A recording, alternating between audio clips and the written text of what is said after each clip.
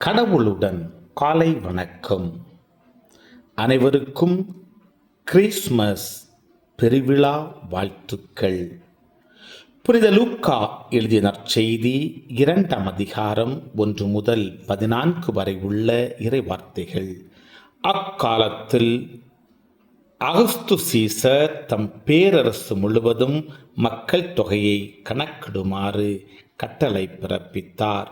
அதன்படி சிறிய நாட்டில் குரேனியு என்பவர் ஆளுநராய் இருந்தபோது முதன் முறையாக மக்கள் தொகை கணக்கெடுக்கப்பட்டது.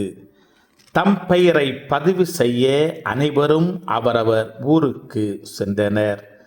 தாவீதின் வழி மரபினரான யோசேப்பும் தமக்கு மன ஒப்பந்தமான மரியாவோடு பெயரை பதிவு செய்ய கலிலேயாவிலுள்ள நாசரேத்து ஊரிலிருந்து யூதேயாவிலுள்ள பெத்லகேம் என்ற தாவீதின் ஊருக்கு சென்றார். மரியா கருவுற்றிருந்தார். அவர்கள் அங்கு இருந்த பொழுது மரியாவுக்கு பேறு காலம் வந்தது. மரியா தம் தலைமகனை பெற்றெடுத்தார்.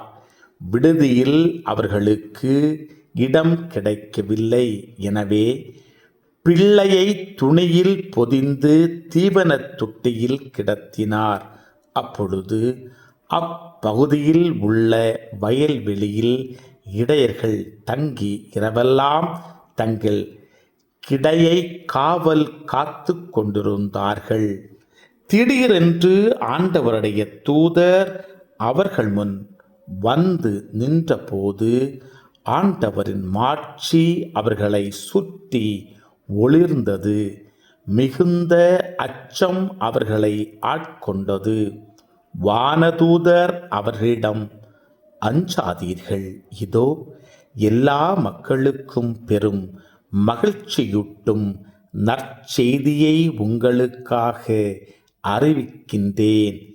இன்று ஆண்டவராகிய மெசியா என்னும் மீட்பர் உங்களுக்காக தாவீதின் ஊரில் பிறந்திருக்கிறார். குழந்தையை துணையில் சுற்றி தீவனத் தொட்டியில் கிடத்தி இருப்பதை காண்பீர்கள். இதுவே உங்களுக்கு அடையாளம் என்றார். உடனே விண்ணக தூதர் பேரணி அந்த தூதருடன் சேர்ந்து, உன்னதத்தில் கடவுளுக்கு மாட்சி உரித்தாகுக, உலகில் அவருக்கு உகந்தோருக்கு அமைதி உண்டாகுக என்று கடவுளை புகழ்ந்தது. கிறிஸ்துவின் நற்செய்தி. இந்த நாள் இனிய நாளாக அமைய வாழ்த்துக்கள்.